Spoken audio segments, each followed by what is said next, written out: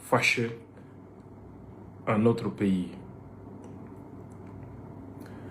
Vous savez que depuis le début de cette transition politique en cours, c'était la deuxième fois que Bamako et Kati étaient frappés par les organisations terroristes. Pour ceux qui me suivent régulièrement, j'avais encore donné l'alerte à la veille de la première attaque terroriste contre l'aéroport de Bamako, les écoles de gendarmerie, Kati et la ville de Nioro du Sahel. Quelques jours avant ces attaques, en fin 2023, si je ne me trompe pas, ou 24, sur le plateau de Ouverture Média, j'avais alerté l'opinion, les autorités, comme quoi Nioro du Sahel et Bamako étaient en danger. J'avais même précisé le timing à l'époque. Si vous vous souvenez, c'était pendant la période de Mauloud.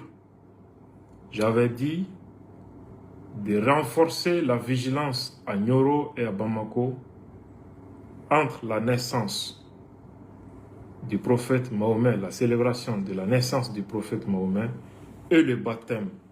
Pendant cet intervalle de temps, il fallait multiplier la vigilance à Bamako et à Nioro. Les vidéos existent toujours. Quelques jours après, Nioro du Sahel a été frappé pendant la même période et Bamako et Kati. Je me rappelle qu'après ces attaques, les gens ont encore réactualisé ma vidéo. Et qu'est-ce qu'on dit? Il avait pourtant dit, il avait pourtant dit. À quoi ça sert? À quoi ça sert? Le jour où j'ai donné l'alerte, on a préféré fermer les yeux et les oreilles. Certains ont sombré dans des dénigrements déraisonnables contre ma personne, parce que il y en a qui sont obsédés par ma personne. Il y en a qui sont complices de ces terroristes, qui contribuent à créer la confusion autour de mes messages, pour brouiller la compréhension du public. Et malgré tout, le public, hostile à la vérité, se laisse toujours embarquer par ces gens. Ils ne constatent l'horreur qu'après la destruction totale. Ils viennent me dire après, Abdoul avait dit, il avait raison, pour ceux qui sont de bonne foi et pour ceux qui sont honnêtes. Mais pour les malhonnêtes, ils viennent dire comment il a su, est-ce qu'il n'est pas complice, on doit le convoquer, on doit l'interpeller. Cela est passé. Depuis les derniers temps, moi je ne cesse de dire vigilance dans tel endroit. Vigilance dans tel endroit. Qu'est-ce qu'on me disait à l'époque? Que je suis en train de créer la panique, que je n'aime pas la transition, que je dois arrêter de donner des messages comme ça, etc. Certains m'ont traité de menteur, certains m'ont traité de tout. Le 25 avril, Gao est frappé, Sévaré est frappé, Bamako est frappé, Kidal est tombé, Kati aussi est frappé.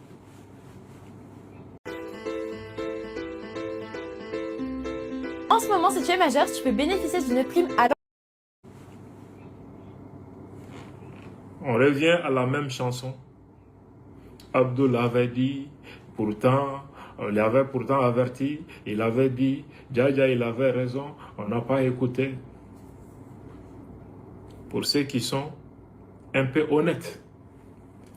Mais pour les malhonnêtes, qui ont un problème avec ma personne, eux aussi ont renoué avec leur tradition, en disant, comment il a su, si tu vois qu'il était au courant, c'est qu'il est avec les terroristes, c'est qu'il est comme ça, on doit l'interpeller, on doit faire comme ci, on doit faire comme cela. Toujours ma personne.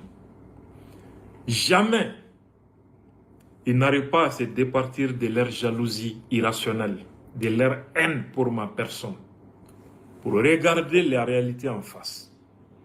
Mais c'est ma propre personne qu'on attaque toujours, ignorant la réalité des choses. Beaucoup de localités du pays sont aujourd'hui dans le pétrin, ils ne savent pas comment en sortir. Pourtant, au début, je les avais mis en garde. Faites attention, ne partez pas vers cette direction, ça pourrait aboutir à telle ou telle chose. J'ai été traité de tout. Maintenant, ils sont au milieu du gouffre.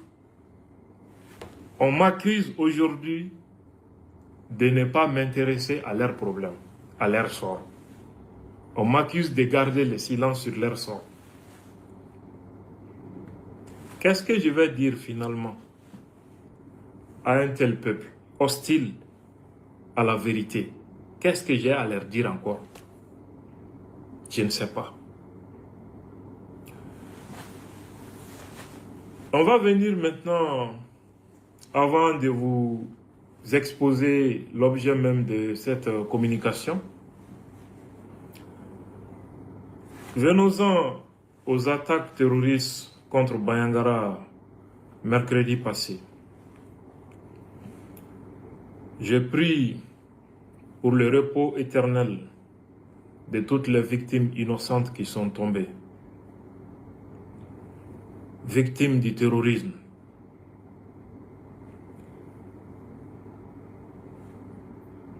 Les Maliens de Bayangara, de Kidal, de Kay, de Bamako sont tous les mêmes pour moi. Même père, même mère. Moi, je n'ai jamais fait de distinction entre les Maliens. Le problème du centre, beaucoup parlent aujourd'hui, ils ne savent pas. La première fois que qu'on me menace de mort, c'était à cause de mes prises de position en faveur de Dana Ambassagou, que j'ai soutenu pendant des années, pendant que beaucoup n'osaient le faire. Ces derniers temps, j'ai été très étonné de voir certaines personnes de Dana Ambassagou me traiter de tout. Aucune injure ne m'a été épargnée par ces mêmes personnes. J'ai préféré me mettre au-dessus de la mêlée parce qu'ils ne savent pas de quoi ils parlent. Beaucoup de personnes tentent d'insinuer qu'ils ne comprennent pas qu'il y a des attaques contre Bayangara, que nous on ne parle pas. C'est pas parce qu'ils veulent que nous on parle. C'est pas ça. C'est toujours le même combat contre la transition qui continue. Nous, on utilise juste nos noms comme prétexte. Mais c'est toujours le même combat qui continue contre les autorités de la transition. C'est la continuité du même combat. Et ceux qui le disent, je pense qu'ils sont nouveaux. Ils ne me connaissent pas. Ils savent que moi, ce n'est pas une pression qui me fait parler. Personne ne me mettra de pression quelconque. Ils savent qu'on ne m'intimide pas, qu'on ne me menace pas. Moi, je parle quand ma conscience l'exige et quand je sais que parler est utile. Quand Bamako et Kati ont été attaqués, j'ai fait combien de jours avant de parler? Pourtant, je vis à Bamako. Pourquoi ils n'ont pas dit que si je mets tout ce temps avant de parler, c'est parce que je n'ai pas besoin de ce qui se passe à Bamako? Les gens doivent à un moment faire preuve de raison, cesser de juger les gens sur du faux et avec la haine dans le cœur. Imaginez pouvoir travailler à votre compte tout en gardant les bénéfices d'un salarié. C'est possible grâce au portage. Quand un événement tragique se déroule, surtout un événement tragique lié au terrorisme et sur fond de conflits communautaires, le silence vaut mieux qu'une parole déplacée. Un homme responsable prend tout son temps avant de parler. J'ai écouté tout le monde.